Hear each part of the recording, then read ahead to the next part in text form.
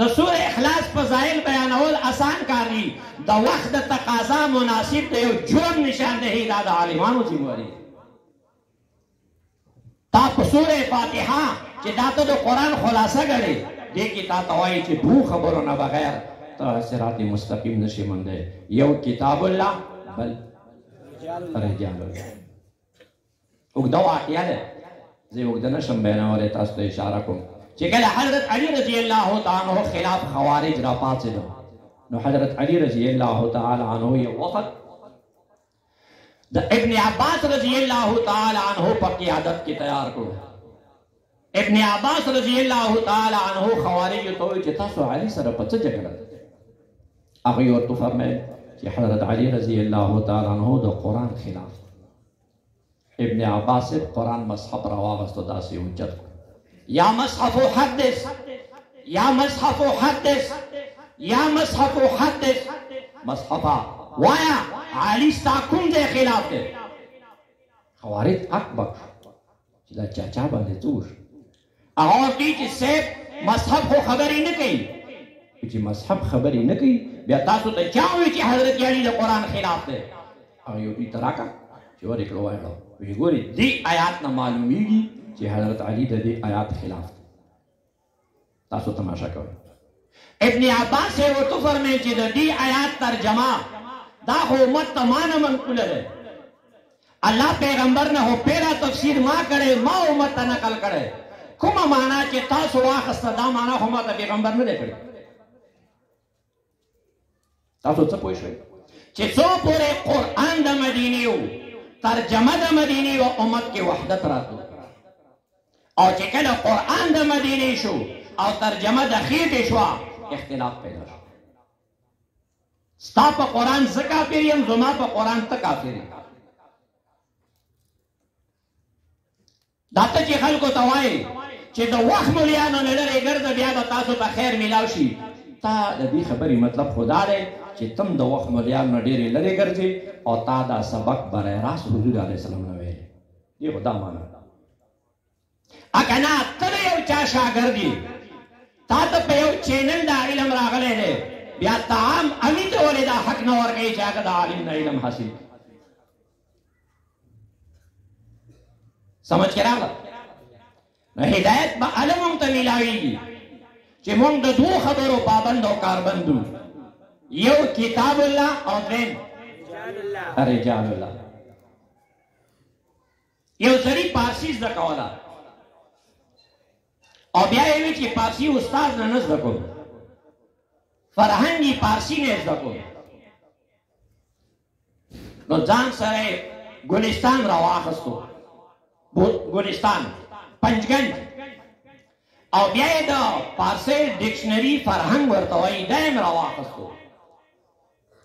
نو ده وی چې مارا دیدم در راه خطا در گذر ثوابم نوا،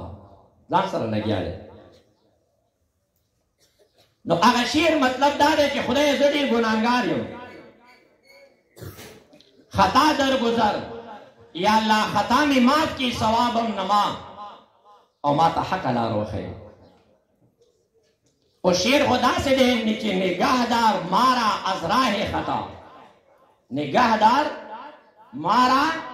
از راه خطا، خدای ما د غلطې لارې نه وساتي چې څومره اوسه پورې خطا شوی یم، خطا در گذر و ثوابم نما، خدای هغه تېرې خطا مې معاف کړي، آینده مې په سیده روان کړي. تاسو خو ویښ یې که نه؟ نو دې شعر اوس دی فرهنګ نه هر کې نگهدار، فرهنګ کې وکتو ومې کتو، ځکه نگاه او فرهنګ کې کتو ته وایي، مار فرهنګ کې وکتو خامار، لاندې ورسره ولیکل خامار. از راه لارې ته وایي، دلته راه ولیکل. خطا در گذر، خطا فرهنګ کې وکتو خطا معنا خطا شو، در گذر گذار گذار ته وایي. اوس څرنګې معنا وکړه چې نگهدار مارا از راه خطا، ومې کتو خامار په خطا لاره کې، خطا در گذر گذار کې خو رانه خطا شو، و ثوابم نما ثواب مې وشو. اوس د دومره شعر بغیر استاد زده کوو، تاسو څه وایئ چې ډنډه کې پرې نه وته ډکشنری ورسره وه د پارسي. دویمه خبره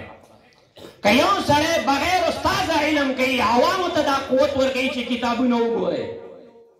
د مولیانو نه بیزاره ګرځئ تفسیر ګورئ لایو ګورئ دا کیسه کې اورئ دا امت داسې الحاد ته تیاروي لکه ته چې عوامو ته دا دعوت ورکوې چې دا تاسو ته چا وي چې اسپتال ته ځئ فیسونه ورکوئ بس دا ګورئ انګلیش مو ویلی که نه بیړۍ مه غرقه شه بس دا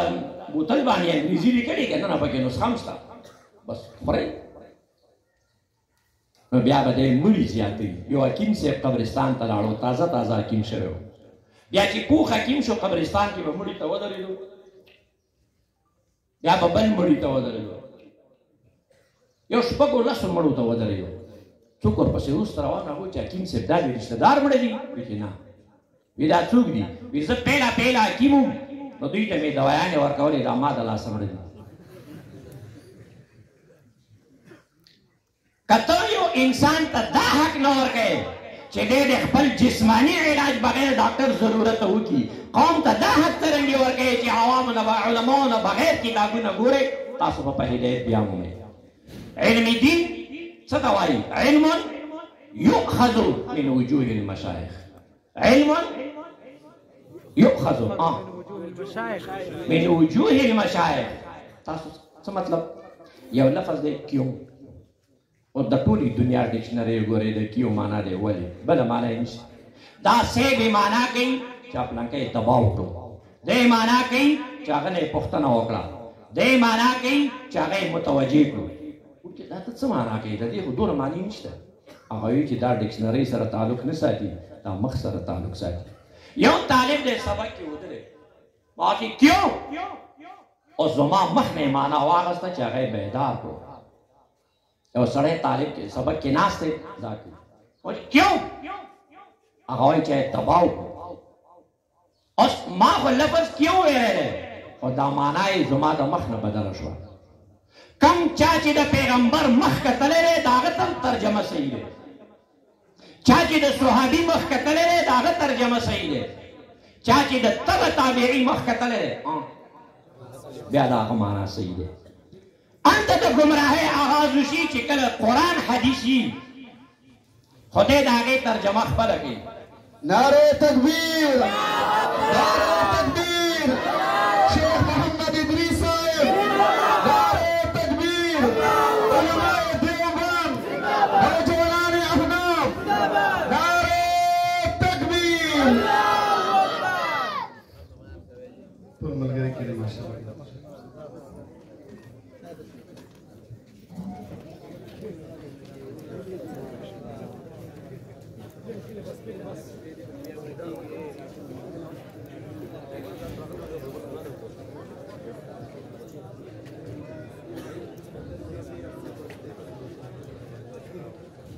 اوس کیو خو یو لفظ دی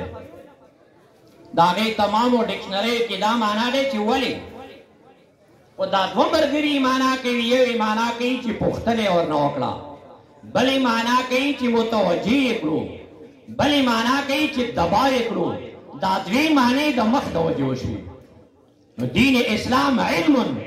یؤخذ من وجوه المشایخ دا هغه علم دی چې دا د استاذ مخ نه اخیستی شي. نو چا چې د استاذ مخ کتلی دی هغه معنا صحیح دی. صحابه د حضور علیه السلام مخ کتلی د قرآن او حدیث دغه معنا صحیح دی. تابعینو د صحابه مخ کتلی دی نو د تابعینو معنا صحیح دی. تبع تابعینو هغوی د تابعینو مخ کتلی دی نو د هغوی معنا صحیح دی. دې وجې نه تاسو وایئ چې لولا الاسناد فی الدین لقال الناس ما قالوا. او که تا ته چا وایي چې زه محقق یم عجیبه خبره دی چې تا حضرت شیخ محمد ادریس صاحب دامت برکاتهم العالیه نه سبق وي نو طالب وي چې اوس هغه نه فارغ شوي خبره ستا د خواهش مطابق نه دی چې دا زما د تحقیق خلاف دا تحقیق د کوم ځای کې وکړو. دې وجې نه قرآن رجال الله و کتاب الله دواړه چې په امت لازمي شي بیا به امت د ګمراه نه بچ شي. یو ځل صحابي عدي ابن حاتم رضی الله تعالی عنہ حضور علیه السلام سره ملاو شو شونډې غوړې وي هغه ته یې فرمایي چې عدي روژه دې نه دی چې ما خو روژه اوس بس کړه چې اوس چې ولې چې ما بالغ لاندې دوه تارونه ایښي یو تار سپین او بل تور او قرآن ویلی وی چې حتی یتبین لکم الخیط الابیض من الاسود نو ما بالغ داسې اړو تور سپین کې فرق نه کېدو بس ما خوراک او پښمني بیا مې اړو بیا فرق نه کېدو چې ښه رڼا شوه نو تور ښکاره شو سپین ښکاره شو نو ما خوراک بند کړو الله نبی ته بس فرمایا وی فرمایل چې عدي ان وسادتک لغریزة ډېر غټ بالغ دی نو او ستاسو وایي طلبه کرامو چې عدي ابن حاتم د عربۍ په بنیاد نه و خطا خیط تار ته وایي سپین ته وایي او اسود تور ته وایي خو چونکې قرآن عربي دا د ډکشنرۍ نه نه زده کېږي ایم عربۍ باندې ته قرآن کلاسونه نشي پړاولی مراد الله دا نه دی کوم چې عدي اخیستی و حضور علیه السلام فرمیل چې عدي معنا چې دا کومه تا ذهن کې دی د عربیت دغه معنا دی خو مراد الله دا نه دی د تار نه ابیض نه صبح صادق مراد دی د اسود نه صبح کاذب مراد دی اوس عدي د عربۍ په بنیاد صحیح وي خو مراد الله دا نو دی وجه نه موږ مانځه کې وایو چې اهدنا الصراط المستقیم صراط الذین انعمت علیهم دا معنا چې امت به اعلی په هدایت وي چې د دوه خبرو اهتمام او التزام کوي یو کتاب الله بل رجال الله تاسو وی چې صراط الذین د مستقیم نه بدل راغله او مقصود بدلی الله بیان په صفات وکړو من النبیین او صدیقین او شهداء او صالحین معنا دا چې ابوبکر خو به قیامت پورې نه خو صدیقین به هر زمانه کې مونږ شي صالحین به هر زمانه کې مونږ شي کڅوم دا غواړي چې زه د صراط مستقیم نه خطا نشم نو دوی دې ځان باندې التزام د کتاب الله او د رجال الله وکړي ورنه الله دې کوي شو چې خانه کعبه باندې قران یې خوي قاری ته څه لیکلي او بیا د جبرئیل علیه السلام په ذریعه आवाज کړی چې عربو تاسو عربی دا کتاب عربی کې دا واخلې په دې عمل وکړي نه ورسره معلم راولېږي ځکه هغوی به د سوالات معنا څه کوله چې دا پیله اس پسې دویم اس ته وایي که دا کوږ لرګي سیده کولو ته وایي که دا دعا ته وایي که دا تحریک د الیتینو ته وایي څه ته وایي مراد الله به کوم او که دا افعال و ارکانو مخصوصه ته وایي نو الله صرف کتاب نه راولېږو ورسره رجل راولېږو پته ولګېده چې قوم ته دا پیغام ورکول چې مولیانو نه لرې ګرځې عالمانو تاسو ټول خراب کړي دا پیغام د کلیسي دی دا پیغام د ګرجي دی او دا پیغام د چرچ دی چې زه الله منم کافر یم پیغمبر منم ولې به نه منم آخري پیغمبر در سره منم دین منم خو په دې درو واړو کې د عالم رهنمایۍ ته ضرورت نه ګڼم دا आवाज د یوې زمانې نه چرچ نه لګېدو کلیسي نه لګېدو ګرجي نه لګېدو نن د بدقسمتۍ نه محراب او منبر نه لګېږي نو تاسو وایئ چې د دې کلیسي والا خاوند او د دې سړي په فکر او نظر کې څه فرق شته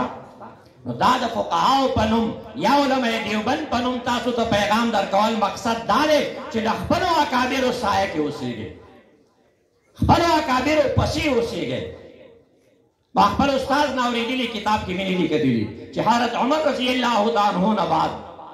چې کله انتخاب کېدو نو حضرت علي ملګرو راوغوښته شورا والا چې بماذا تقضي هغه چې بکتاب الله چې فإن لم تجد چې بسنت رسول الله چې فإن لم تجد چې اجتهد برأيي